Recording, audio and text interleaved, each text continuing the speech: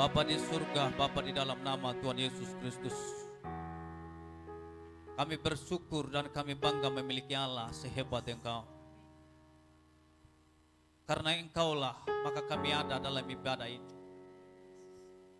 Karena Engkaulah kami bisa memuji, menyembah Engkau ya Tuhan pada pagi hari ini.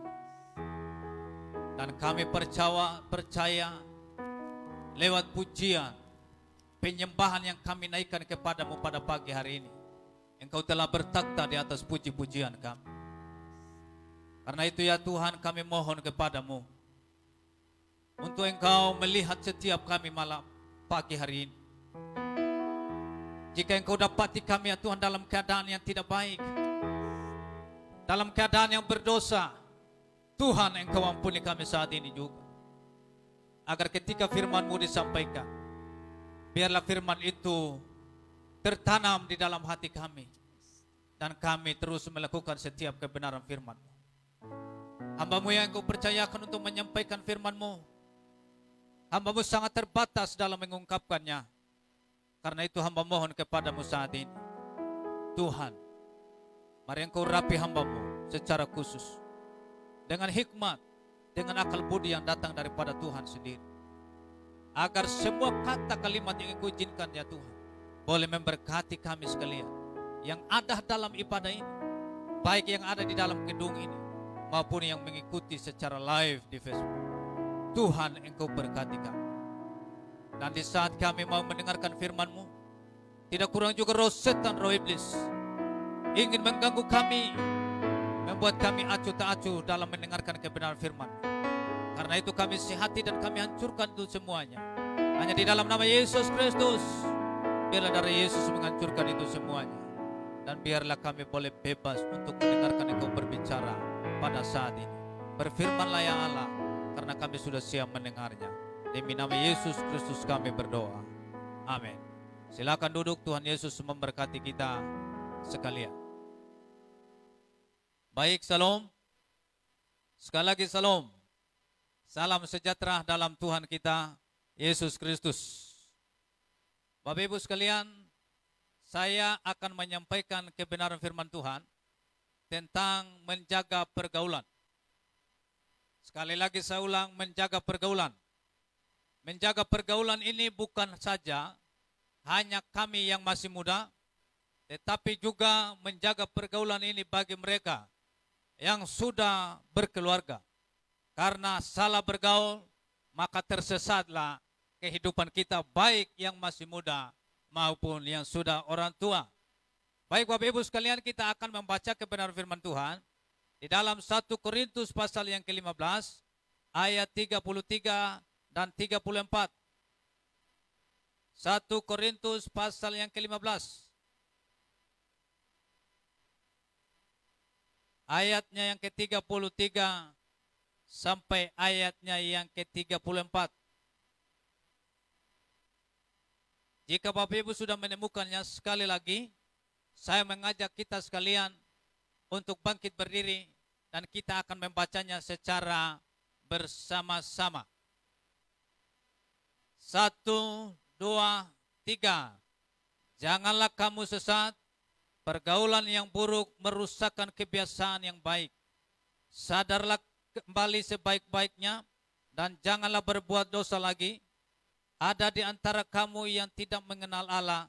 Hal ini kukatakan supaya kamu merasa malu. Silakan duduk Bapak Ibu saudara-saudari. Tuhan Yesus memberkati kita sekalian. Firman Tuhan mengatakan janganlah kamu sesat. Kenapa dia mengatakan kepada kita sekalian jangan kamu sesat? Agar kita menjaga pergaulan kita. Baik kita yang masih muda maupun yang sudah berkeluarga. Kita harus menjaga pergaulan kita agar kita jangan sesat. Karena pergaulan yang buruk itu merusakkan kebiasaan yang baik. Yang dimana kebiasaan yang baik ini kita sudah lakukan setiap hari di dalam kehidupan kita. Baik kebiasaan yang baik yang dimaksudkan adalah datang beribadah kepada Tuhan atau bersaat teduh di rumah kita masing-masing. Kebiasaan-kebiasaan yang baik ini ketika kita salah bergaul, maka saya percaya kebiasaan yang baik seperti ini akan dirusak oleh kebiasaan yang buruk. Yang tadinya kita beribadah kepada Tuhan, kita tidak beribadah lagi kepada Tuhan. Yang tadinya kita melayani Tuhan, kita tidak lagi melayani Tuhan. Karena sudah dirusak oleh kebiasaan buruk. Bapak Ibu Saudara yang diberkati oleh Yesus Kristus, kita tidak boleh mengatakan di dalam diri kita bahwa kita orang yang baik. Dan kita tidak mau melibatkan diri kita dalam melayani Tuhan.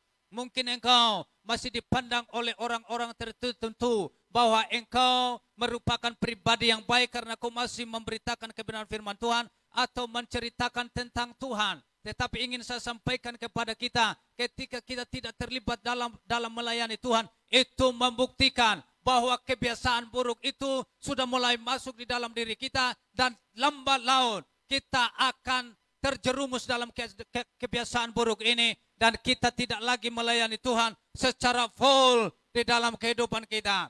Bapak Ibu Saudara yang diberkati oleh Yesus Kristus, kita juga tidak boleh mengatakan di dalam diri kita bahwa karena kita bekerja menghalangi kita untuk melayani Tuhan, karena kita melayani di tempat lain, kita tidak lagi melayani di tempat di mana kita bergereja. Saudara-saudara yang diberkati oleh Yesus Kristus, kita harus menjaga pergaulan kita supaya kita tidak boleh tersesat. Saudara-saudara yang diberkati Tuhan, sebagai makhluk sosial, kita tidak bisa lepas dari yang namanya interaksi dengan orang lain. Siapapun kita pasti berinteraksi dengan siapapun, dimanapun kita berada. Saudara-saudara, ketika kita berinteraksi dengan orang yang tepat atau orang yang baik, kita tentu akan mendapatkan banyak manfaat dari orang yang baik ini. Tetapi ketika kita berteman atau berinteraksi dengan orang yang tidak baik, maka kita pun akan mendapat hal-hal yang tidak baik dari orang-orang yang kita berinteraksi itu. Karena itu kita perlu menjaga pergaulan kita. Saudara-saudara yang diberkati oleh Yesus Kristus, apa yang akan terjadi ketika kita salah dalam bergaul? Hal pertama yang akan kita alami adalah bisa membawa kepada kesesatan. Saudara-saudara, kita akan dibawa kepada kesesatan. Pergaulan kita yang salah membuka kemungkinan untuk menuntun kepada kesesatan itu. Sekali lagi saya ulang.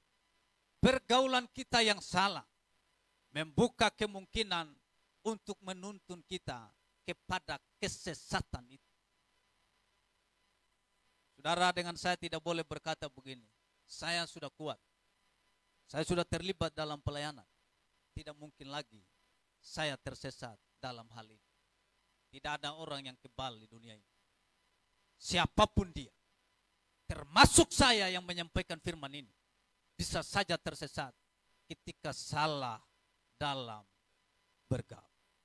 Dan kalau salah bergaul, salah memilih teman, itu akan membuka kemungkinan-kemungkinan untuk menuntun kita kepada kesesatan itu. Saudara yang diberkati oleh Yesus Kristus, biasanya guru-guru palsu adalah mereka yang dengan sengaja menebar kesesatan dengan terlebih dahulu menjalin pergaulan dengan yang akan disesatkan oleh dia. Ketika orang yang seperti ini ada di tengah-tengah kita atau ada di sekitar kita, orang yang akan membuat kita tersesat, dia tidak langsung mengatakan mari kita tersesat bersama. Dia juga akan melalui pergaulan-pergaulan yang cukup baik. Tetapi tujuannya untuk menyesatkan orang itu. Hati-hati saudara-saudara. Karena itu 2 Petrus pasal yang ketiga ayat yang ke-17 bilang begini. Karena itu kita harus waspada supaya kamu jangan tersesat ke dalam kesesatan orang-orang yang tidak mengenal hukum, dan jangan kehilangan pegangan yang teguh. Ketika kita sudah memiliki pegangan yang teguh dalam iman kepada Tuhan kita Yesus Kristus, maka kita harus waspada dengan setiap pergaulan-pergaulan kita, agar kita tidak boleh tersesat. Saudara-saudara yang diberkati oleh Yesus Kristus, Saya percaya Bapak Ibu sekalian sudah mengikuti sekolah minggu, sudah mengikuti remaja, sudah juga mengikuti ibadah pemuda, bahkan ibadah umum yang seperti ini. Tentu kita tahu hal-hal yang baik itu seperti apa. Dan hal-hal yang tidak baik itu seperti apa. Tetapi yang menjadi pertanyaannya adalah, apakah hal-hal yang baik ini kita sudah terapkan di dalam kehidupan kita sebagai orang yang percaya, sehingga tidak membawa kita kepada kesesatan itu? Atau hanya sekedar kita tahu teori belaka, tetapi kita tidak melakukan apa yang kita tahu. Ini juga menjadi persoalan di dalam kehidupan kita. Karena itu, kita harus waspada terhadap pergaulan yang kita lakukan, supaya kita tidak dibawa kepada kesesatan itu. Kalau orang yang tidak cukup hikmat, orang yang tidak cukup mengerti hukum, orang-orang yang seperti inilah yang biasanya menyesatkan orang lain. Karena dia tidak cukup mengerti akan hal ini, sehingga membuat kita tersesat dalam hal ini. Hal kedua yang ingin saya sampaikan kepada kita sekalian, bisa merusak kebiasaan baik ketika kita salah bergaul. Tadi saya sudah sampaikan dalam pendahuluan saya, bahwa ketika kita salah bergaul, maka kebiasaan-kebiasaan kita yang baik akan dirusak oleh kebiasaan-kebiasaan buruk orang lain.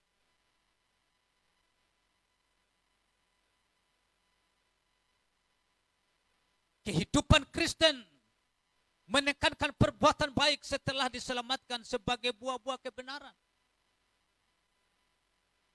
Ketika engkau dengan saya sudah percaya bahwa engkau sudah diselamatkan, maka bukti dari kita sudah diselamatkan itu harus melakukan pekerjaan yang baik, melakukan perbuatan-perbuatan baik. Bukan berarti perbuatan baik itu yang akan menyelamatkan kita.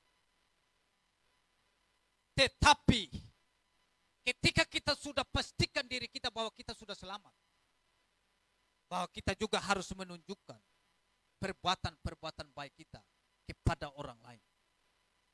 Kehidupan Kristen selalu menekankan perbuatan baik setelah diselamatkan sebagai buah kebenaran itu sendiri.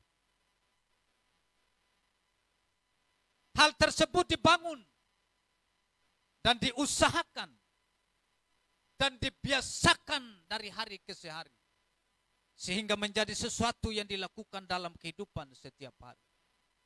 Bukan makan puji ketika kita melakukan hal yang baik. Bukan juga sok-sok supaya ingin dipuji. Makanya kita melakukan hal yang baik. Tetapi itu merupakan bagian yang dari hidup kita yang tidak terpisahkan. Sebagai orang yang percaya kepada Tuhan, harus melakukan perbuatan-perbuatan baik. Memang tidak gampang untuk kita lakukan perbuatan-perbuatan baik yang seperti ini. Tetapi kita harus setiap hari usahakan, membiasakan diri untuk melakukan hal yang baik ini. Supaya dalam kehidupan kita setiap hari, kita selalu menekankan perbuatan baik ini yang kita lakukan dalam kehidupan kita.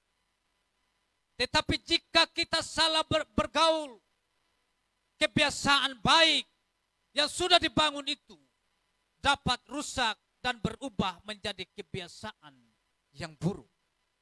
Makanya Bapak Ibu Saudara yang diberkati oleh Yesus Kristus, ketika Bapak Ibu melihat ada orang yang semangat dalam melayani Tuhan, ada orang yang bersuka cita dalam melayani Tuhan, tidak kenal lelah, mau disuruh pelayanan tengah malam pun dia pergi, Karena dia ada dalam komplotan-komplotan yang baik. Sehingga dia tidak kenal lelah. Tetapi ketika kita berubah dari komplotan atau komunitas yang baik yang seperti ini, maka saya percaya kebiasaan-kebiasaan baik yang seperti ini akan dirusak oleh kebiasaan buruk kita karena kita sudah bergaul dengan orang yang salah. Dalam satu minggu kita melayani 4 kali.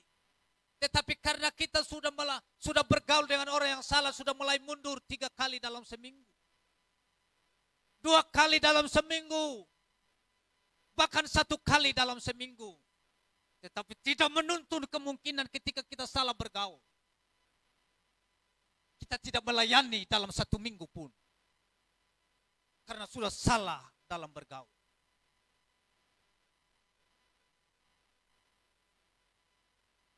Jadi tidak ada orang yang kebal dalam hal ini. Karena itu kita perlu menjaga pergaulan kita. Siapapun kita. Tua besar.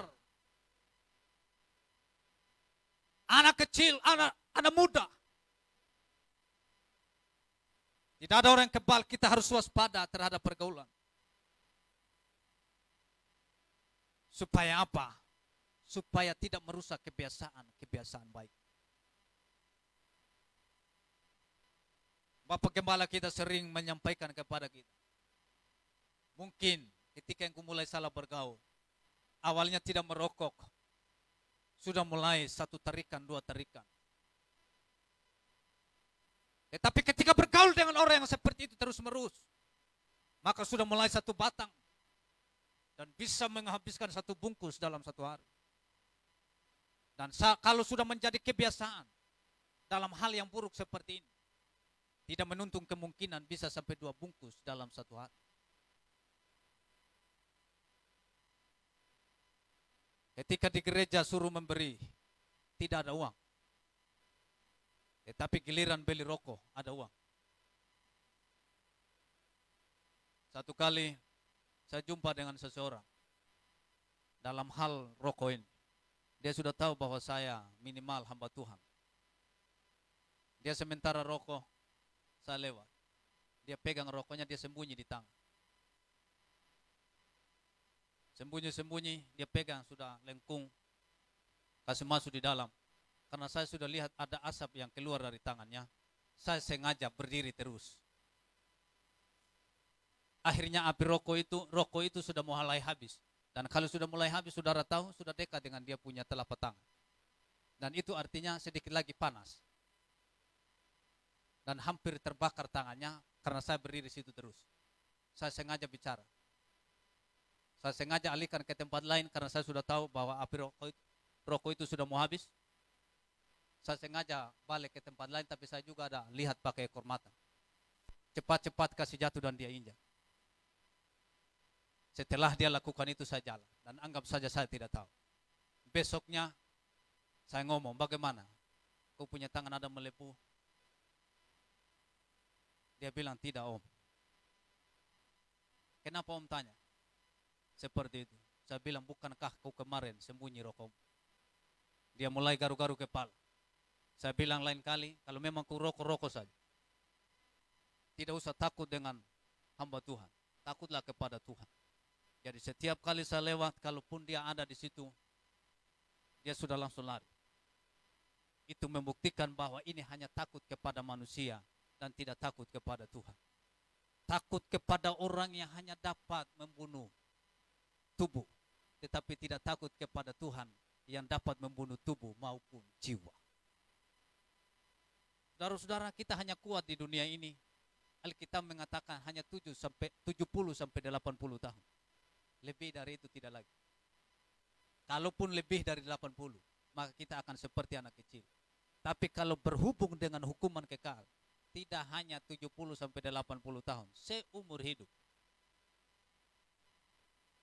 Tidak ada orang yang bisa kasih keluar kita di situ. Karena itu kita harus pastikan bahwa kita tidak boleh tersesat dalam hal-hal yang seperti ini. Hal yang ketiga dan sekaligus yang terakhir yang ingin saya sampaikan kepada kita.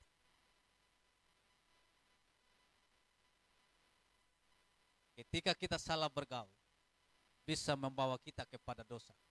Dan kalau sudah sampai pada taraf ini sudah agak repot di dalam diri kita. Pergaulan yang salah dapat membuat kita mengambil tindakan-tindakan yang melanggar hukum Allah. Bukan lagi hanya hukum di dunia ini, tetapi juga hukum Allah kita langgar. Karena apa? Karena karena kebiasaan buruk itu sudah membawa kita kepada dosa. Sehingga kalau sudah dosa pasti melanggar hukum Allah. Tidak mungkin tidak. Pengaruh orang-orang jahat, negatif, dan tidak mengenal Allah akan membawa kita kepada kebiasaan hidup yang berdosa. Seperti yang tadi saya sudah sampaikan. Memang Bapak Ibu, rokok itu ada ketertarikan khusus. Sebenarnya tidak kenyang juga, hanya ya dia punya asap itu yang bikin lumayan enak lah. Bagi Bapak Ibu yang tidak pernah merokok, itu tidak enak. Tetapi bagi orang yang merokok itu enak. Kenapa enak? Karena mereka ada dalam keadaan itu. Dulu pun saya merasa bahwa rokok itu juga bagus. Dan saya harus menghabiskan dulu 2 bungkus sampai 3 bungkus dalam 1 hari. Saya pun pernah merokok. 2 bungkus, 3 bungkus ini bukan dalam arti saya sendiri. Ada orang yang minta contoh. Kalau putra ada bersama-sama dan beta PP atau PR, om minta 1. Habis. Itu bukan saya yang hisap. Jadi minimal 3.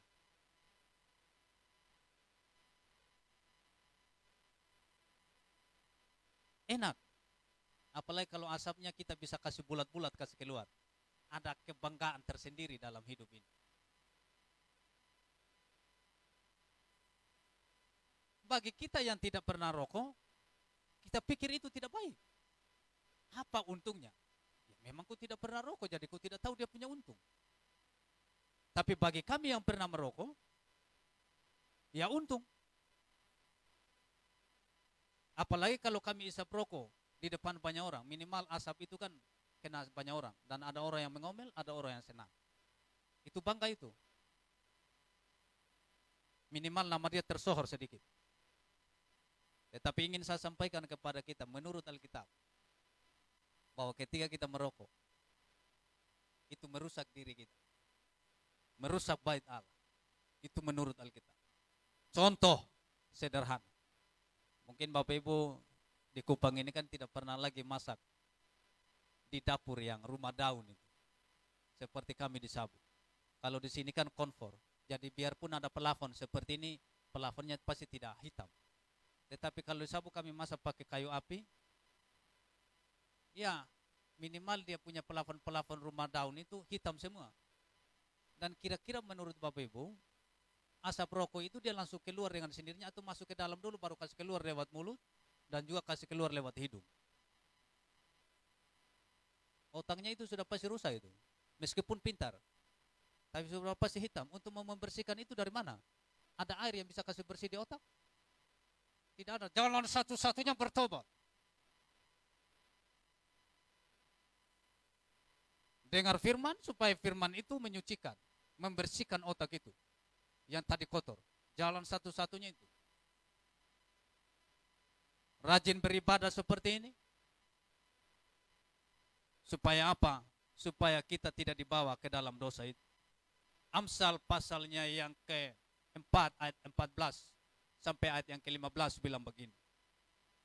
Janganlah menempuh jalan orang fasik. Dan janganlah mengikuti jalan orang jahat. Sudah tahu jalan orang itu fasik, sudah tahu jalan orang itu jahat, kita masih tempuh juga. Dalam artian begini, sudah tahu bahwa dia mau ke judi, tapi juga kita masih jalan sama-sama dengan dia untuk ke tempat judi. Nah, ini yang tidak boleh. Contoh sederhananya begitu, jauhi jalan itu. Kata Alkitab, janganlah melaluinya. Jangan jalan bersama-sama dengan orang yang judi itu untuk ke tempat judi. Contoh, seperti saya. Sudah hamba Tuhan. Sudah menyampaikan firman Tuhan. Andai kata. Sekali lagi saya ulang. Andai kata, si Ricky, andai kata, dia penjudi keras, Terus saya hamba Tuhan. Saya sudah tahu bahwa Ricky mau judi di pasar Impres yang ada di Naikoten. Tetapi saya jalan bersama dengan dia gonceng saya. Kami dua ada sama-sama di situ di tempat judi. Kira-kira menurut Bapak Ibu apa penilaian orang tentang saya? Meskipun saya tidak judi, tapi kalau saya sudah ada di tempat yang salah seperti ini, orang sudah mulai berpikir, kakak Kaleb bagi yang masih muda, Om Kaleb bagi yang sudah sama-sama, tetapi adik Kaleb bagi yang sudah orang tua, akan mengatakan seperti ini. Sudah mulai. Saya tidak usah sambung lagi. Pokoknya sudah mulai, itu sudah tanda tanya. Sudah tanda negatif. Pikir sudah. Itu bukan sudah mulai dalam hal yang sudah mulai. Karena tadi kenapa dia mengatakan ini? Karena ada di tempat yang judi itu. Jadi jangan melaluinya. Menyimpanglah daripadanya. Dan jalanlah terus. Jangan singgah di tempat-tempat yang seperti itu. Supaya apa? Supaya kita tidak dibawa kepada dosa itu. Saudara-saudara, karya nyata lainnya yang dapat atau yang perlu kita perhatikan, bahwa kita harus ada di hadapan hadirat Tuhan. Firman Allah di bagian ini adalah untuk taat, membayar pajak kepada pemerintah. Saudara-saudara, kadang kita juga lalai dalam hal membayar pajak itu kepada pemerintah. Apa yang kaisar punya, berikan yang kaisar punya. Apa yang pemerintah punya, berikan. Dalam hal pajak ini saudara-saudara kadang kita lalai juga. Baik itu pajak bangunan, pajak motor, pajak mobil, kadang kita lalai. Tetapi bagaimanapun kita harus membayar pajak. Karena itu bentuk dari ketaatan terhadap pemerintah dan wujud berkarya bagi bangsa ini. Jadi tidak ada istilah tidak bayar pajak. Ya terlambat ya, harus bayar. Jangan tidak bayar. Sampai mau rubah STNK pun tidak bayar-bayar juga. Akhirnya dia pakai DH palsu. Polisi dapat, dia mengatakan polisi ini jahat. Dia tilang saya. Padahal dia yang tidak bayar pajak sudah. Kalau sudah tidak bayar pajak, tidak ganti STNK, DH, dan saudara pakai sendiri DH-nya, tanpa yang harus dikasih oleh polisi, tetap harus ditilang. Jangan salahkan polisi. Salahkan diri sendiri yang tidak bayar pajak. Yang tidak mau rubah itu STNK. Sudah tahu 2020 harus rubah STNK. Tetapi juga masih pakai 2021 jalan di jalan umum ya harus ditilang. Jangan salahkan polisi, memang itu bagian dia. Tetapi kalau ada polisi yang tilang dan minta uang di tengah jalan, itu yang tidak boleh dilakukan. Itu namanya pungli. Tetapi kalau kita dianjurkan untuk harus bayar pajak di Samsat, oke lah. Tetapi kalau urus damai di jalan, itu mah pungli namanya. Tidak ada urus damai. Tilang ya tilang.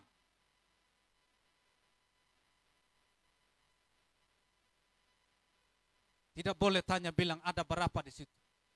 Kalau ada 25.000 tidak mau. Harus 100. Nah, ini tidak boleh dilakukan oleh polisi. Kita harus tetap bayar ke sana. Jadi kalau anda kata Bapak Ibu belum bayar pajak, minta surat tilangnya dan nanti kita sidang di sana. Satu pelanggaran saya tidak tahu berapa. Bapak Ibu tentu tahu. Kemarin ada yang bilang 1 juta. Tetapi giliran kita pergi ke sana kita tidak tahu apakah 1 juta atau tidak. Ketika kita ikut sidang. Tidak usah takut dengan sidang. Ikut saja. Seharusnya itu yang perlu kita lakukan.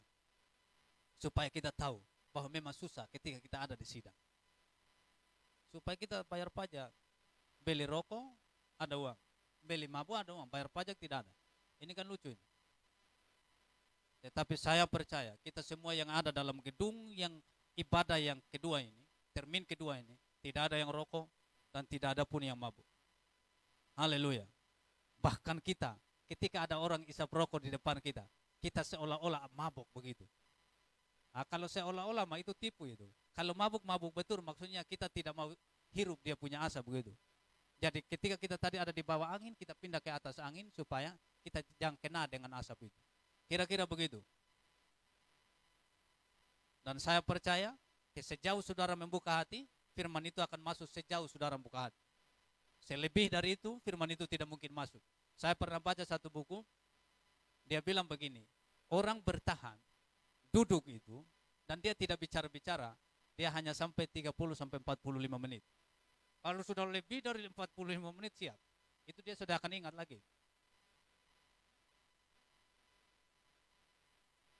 Dan saya belum sampai 45 menit. Dan kalau sampai firman ini tidak masuk menurut teori itu artinya bahwa memang kita yang malas untuk mendengar firman Tuhan. Dan kiranya firman yang saya sampaikan ini memberkati kita sekalian. Tuhan Yesus memberkati. Dan saya ajak kita semua bangkit berdiri. Dan kita angkat satu pujian, kurasakan kasih-Mu Tuhan.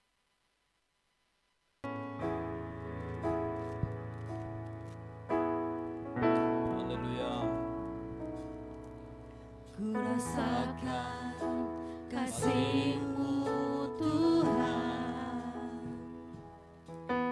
Kurasakan kuasa-Mu Tuhan. Kurasakan kasih kuasa Roh Kudus. Kurasakan kehadiran-Mu. Kurasakan. Kurasakan kasih-Mu Tuhan. Kurasakan kuasa-Mu Tuhan. Kurasakan kasih kuasa Roh Kudus. Kurasakan kehadiran-Mu. Curahkanlah kuasa-Mu Tuhan. Mujizat terjadi di tempat ini. Curahkanlah kuasa-Mu Tuhan. Mujizat terjadi sekarang ini. Kurasakan kasih-Mu Tuhan. Kurasakan kasih-Mu Haleluya. Kurasakan kuasa-Mu Tuhan. Kurasakan kasih kuasa Roh Kudus. Kurasakan kehadiran. Mari angkat tanganmu, katakan. Curahkanlah kuasa-Mu Tuhan. Mujizat terjadi di tempat ini.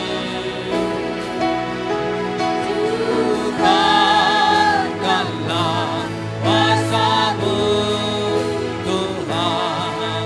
Mujizat terjadi sekarang ini. Katakan curahkanlah. Haleluya.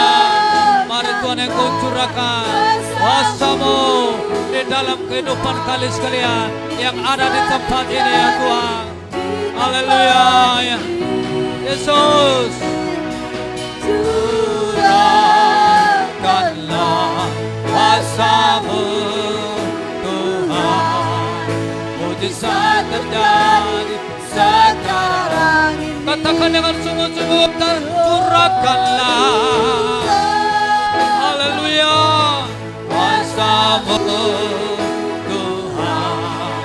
Mujizat terjadi di tempat ini. Oh, curahkanlah. Curahkanlah kuasa-Mu Tuhan. Mujizat terjadi sekarang ini. Katakan sekali lagi, curahkanlah. Haleluya Yesus. Kuasa-Mu Tuhan. di tempat ini. Curahkanlah kuasa-Mu Tuhan. Mujizat terjadi sekarang. Mujizat terjadi. Mujizat terjadi sekarang ini. Mujizat terjadi. Mujizat terjadi sekarang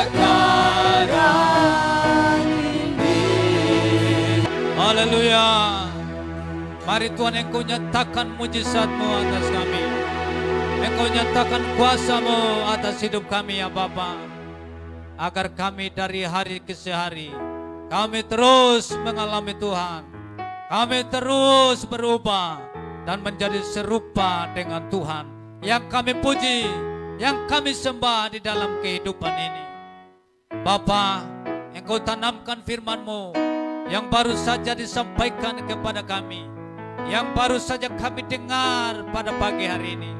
Tuhan, Engkau tanamkan firman-Mu agar kami terus menjaga pergaulan kami ya Tuhan, sehingga pergaulan-pergaulan kami, pergaulan-pergaulan yang membawa nama Tuhan dipuji, dipermuliakan, dan kami menjadi orang-orang yang baik, yang sesuai dengan kehendak-Mu ya Bapa.